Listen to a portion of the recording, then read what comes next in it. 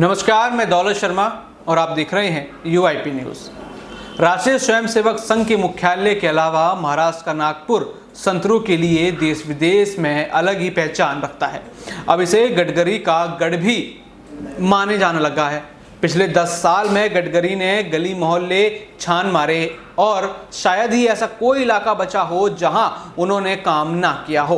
हालांकि इस बार गडकरी को चुनौती देने वाले विकास ठाकरे को बिना मांगे ही प्रकाश अंबेडकर की वंचित बहुजन विकास आघाड़ी ने समर्थन दे दिया है और MIM ने भी उम्मीदवार नहीं उतारा है। गडकरी के लिए यह व्यू रचना ठीक नहीं मानी जा रही है। सवाल पूछे जा रहे हैं कि कांग्रेस उम्मीदवार ठाकरे को वंचित के समर्थन देने के पीछे कौन सी शक्तियां खड़ी हैं। MIM के उम्मीदवार ना उतारने का कारण क्या है, जबकि बीजेपी के विरोधी आरोप लगाते हैं कि अंबेडकर और MIM बीजेपी की बी टीम है। ऐसे में नागपुर लोकसभा क्षेत्र में यह चर्चा जोरों पर है कि क्या गडकरी को घेरने के लिए यह चक्रव्यूह रचा गया है। अंबेडकर की वंचित ने यहां से उम्मीदवार नहीं उतारा और ओवैसी की पार्टी AMI ने भी उम्मीदवार नहीं दिया है, जबकि कांग्रेस ने अंबेडकर से समर्थन नहीं मांगा था।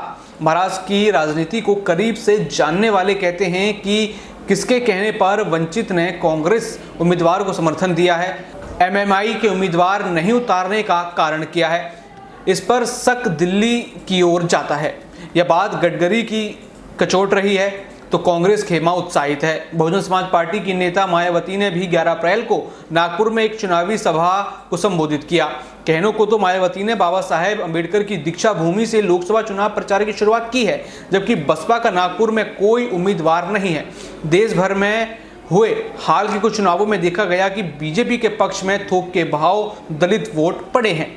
उत्तर प्रदेश के विधानसभा चुनाव में भी दलितों के लिए बहुत बड़े वर्ग का झुकाव बीजेपी की तरफ देखा गया। नागपुर में 15 से 20% दलित वोटर हैं, जिसमें हिंदू और बौद्ध दोनों हैं। कुछ क्षेत्र ऐसे हैं जहां दलित बौद्ध का अच्छा खासा प्रभाव है। ऐसे में सवाल यह उठ रहा है कि क्या दलित वोट कांग्रेस, प्रकाश अंबेडकर की वंचित और मायावती की BSP के बीच बढ़ जाएंगे। आपको नागपुर का इतिहास बता दें तो नागपुर में 1925 से राष्ट्रीय स्वयंसेवक संघ का मुख्यालय है। फिर भी 2014 तक यहां कांग्रेस का वर्चस्व रहा। पहली बार 1986 में बीजेपी के बनवारी लाल पुरोहित ने चुनाव जीता, लेकिन जीत का जश्न ज्यादा दिन नहीं चला। 1998 में कांग्रेस के विलास मुत्तेमरवार ने पुरोहित को हरा दिया। 2014 में गडकरी ने उपस्थिति दर्ज कराई। 19 के विधानसभा चुनाव के बाद राज्य में कांग्रेस, शिवसेना और NCP की महाविकास आघाड़ी के सत्ता में आने पर स्थानीय निकाय और विधान परिषद चुनाव में बीजेपी को कई झटके यहां पर लगे, लेकिन बीजेपी की बूथ स्तर पर चुनावी मशीनरी बेहद सक्रिय है। गडकरी ने इन 10 साल में नागपुर को जोड़ने वाली सड़क, expressway, AIIMS, ITI, IIM, Maharashtra national university जैसी प्रतिष्ठित संस्थाएं खोली हैं। कहते हैं कि पिछले 10 साल में गडकरी ने नागपुर के विकास के लिए सरकारी खजाने से करीब 1 लाख करोड़ रुपए खर्च किए हैं। नागपुर लोकसभा चुनाव क्षेत्र में 22.23 लाख मतदाता हैं, जिसमें हिंदी भाषी महत्वपूर्ण भूमिका निभाते हैं। करीब 4.5 लाख हिंदी भाषी मतदाता हैं, जिनमें करीब 3 लाख के आसपास उत्तर प्रदेश, बिहार के हैं। करीब 3.5 लाख मुस्लिम मतदाता हैं। कुनबी, तेली, दलित के 4 लाख के करीब मतदाता हैं।